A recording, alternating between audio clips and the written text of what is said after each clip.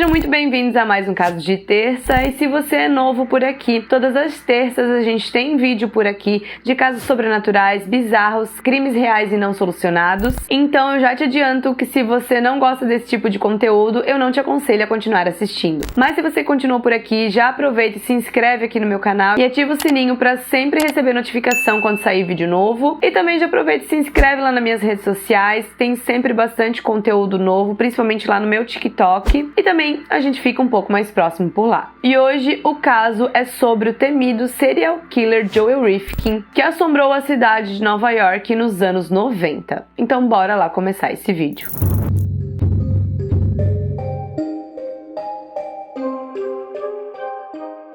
Joel David Rifkin nasceu no dia 20 de janeiro de 1959, filho de dois estudantes universitários solteiros, que era um casal nova-iorquino chamado Bernard e Jane Rifkin. Eles adotaram o Joel 3 semanas depois do seu nascimento. E 3 anos depois, eles também adotaram uma filha, a Jen. Em 1965, a família se mudou para East Middle, em Long Island, onde Rifkin se matriculou na Prospect Avenue Elementary School. O Rifkin, ele tinha bastante dificuldade de fazer amigos, então ele sofria constantemente com aqueles valentões da escola. Ele era um menino muito retraído, muito tímido e até um pouco devagar, as pessoas falavam assim dele. Então ele era constantemente excluído de trabalhos de escola, de esportes e até atividades ali que envolviam a vizinhança. Ele sofria de dislexia, que não tinha sido diagnosticada ainda, e também passou bastante perrengue para conseguir se dar bem na vida acadêmica, apesar de que ele tinha um QI 128. Quando Rifkin entrou na sua adolescência, ele tentou desesperadamente se encaixar,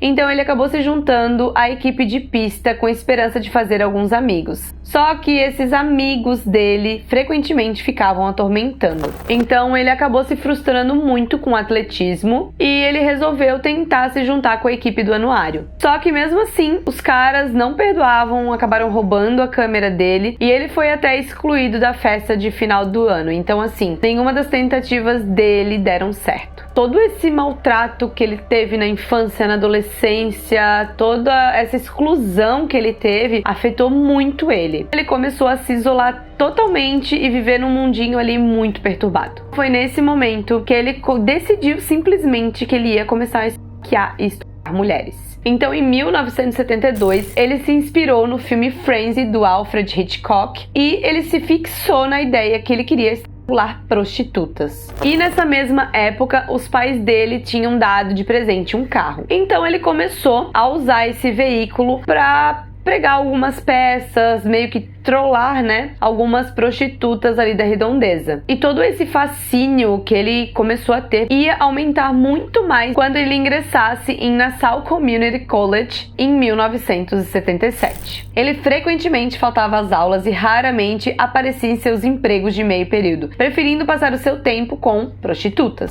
Só que essa obsessão começou a drenar ele totalmente. Por quê? Porque ele precisava se manter e ele não tinha dinheiro, justamente porque ele faltava constantemente aos empregos dele. Então, sem dinheiro, ele não poderia mais alimentar essa obsessão dele. Então, ele ficou assim num período indo de escola em escola, trocando repetidamente, porque ele estava com as notas péssimas. Até que em 1984, ele decidiu desistir de vez dessa vida aí de estudante. Em março de 1989, Rifkin não podia mais lutar contra essas fantasias mentais violentas. Ele esperou a mãe dele sair em uma viagem de negócios e em seguida pegou uma jovem prostituta chamada Suzy. Ele trouxe a mulher de volta para sua casa em Long Island, onde agrediu ela com um projétil de artilharia, enquanto ela continuava a lutar, porém ele acabou estrangulando ela até a morte. Então ele começou a desmembrar o cadáver com uma faca e ele também se certificou de tirar a identidade dela, então ele cortou a ponta dos dedos e também removeu os dentes dela com um alicate. Ele decepou a cabeça dela e escondeu dentro de uma lata de tinta e escondeu o restante do corpo em sacos de lixo. Então ele pegou ali o restante que sobrou da Suzy, jogou numa floresta e o restante no East River. Apesar das elaboradas tentativas de Rifkin para esconder esse assassinato, um membro de Hopewell Valley Golf Club encontrou encontrou essa lata contendo a cabeça da Suzy vários dias depois. Só que a polícia não conseguiu descobrir a identidade da vítima ou até mesmo o responsável pelo assassinato.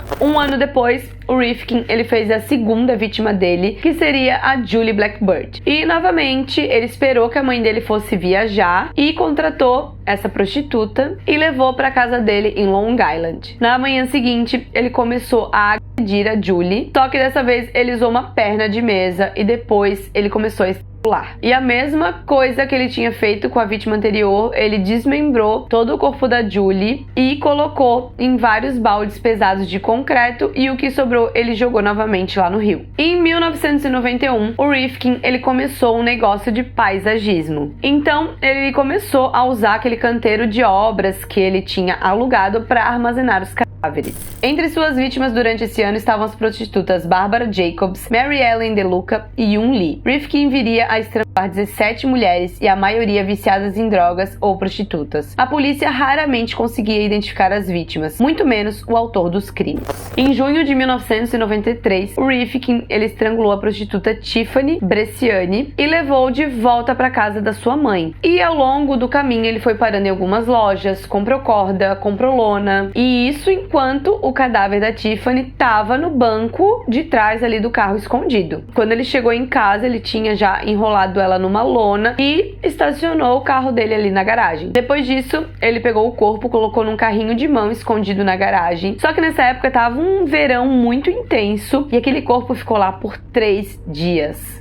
Depois de passado esses 3 dias, ele colocou o cadáver num caminhão. Ele já tava a uns 15 quilômetros ali da casa dele e no caminho a polícia notou que ele tava sem a placa traseira e decidiu parar ele. Só que o Rifkin nessa hora ficou totalmente desesperado, não parou e daí nisso começou uma intensa perseguição. Só que ele tava tão apavorado, tão desesperado, que ele acabou batendo num poste e quando a polícia chegou perto do carro, eles sentiram na parte de trás do caminhão tava um cheiro muito forte, muito desagradável. Então nesse momento a polícia constatou que tinha um cadáver ali atrás e eles levaram o Rifkin sob custódia. Os detetives de homicídios começaram a interrogar Rifkin em 28 de junho de 1993. Ele descreveu todos os 17 assassinatos, escreveu os nomes que lembrava e até mesmo esboçou um mapa para ajudar a polícia a encontrar as vítimas ainda desaparecidas. Depois disso, ele foi transferido para o Nassau County Correctional Facility em East Middle para se preparar para ser julgado. No dia 9 de maio de 1994, o Rifkin ele foi julgado e condenado à prisão perpétua, tanto pelos assassinatos e também algumas acusações do perigo que ele representou durante aquela fuga dos policiais. Depois disso, ele foi transferido para a prisão do condado de Suffolk logo depois do julgamento, onde Rifkin se declarou culpado de mais 2 acusações de assassinato. Portanto, ele acabou recebendo 2 penas consecutivas de prisão perpétua. Em janeiro de 1996, o Rifkin ele já estava ali programado para receber cerca de 183 anos de prisão, só que começaram a ter muitos conflitos dentro da prisão naquele ano com outros detentos. Então, os funcionários ali decidiram que o Rifkin ele tinha uma presença muito perturbadora naquele local e que não tinha como continuar. Ele foi colocado em confinamento solitário no estabelecimento correcional da Ática por 23 horas por dia ao longo de 4 anos. Então, nos anos 2000, o Rifkin ele tentou processar a prisão porque eles violaram seus direitos condicionais, alegando que ele não deveria ter sido colocado em uma solitária. Então, o tribunal eles acabaram acatando a favor dele e hoje ele está preso com cerca de 200 detentos. Então, são um grupo ali mais seleto, digamos assim, e ele não tem autorização para se misturar com o restante ali da população carcerária. Ele representa perigo. Em 2002, a Suprema Corte de Nova York rejeitou o recurso de Rifkin das suas condenações de assassinato de 9 mulheres. Então, nos dias de hoje, ele continua cumprindo a sua sentença na Clinton Correctional Facility, pagando por todos esses crimes terríveis. Esse foi o caso de hoje. Me conta aqui nos comentários se você já conhecia a história desse cara, desse Joey Rifkin. E se vocês têm mais alguma sugestão de caso para eu trazer aqui, não se esqueçam de curtir e comentar,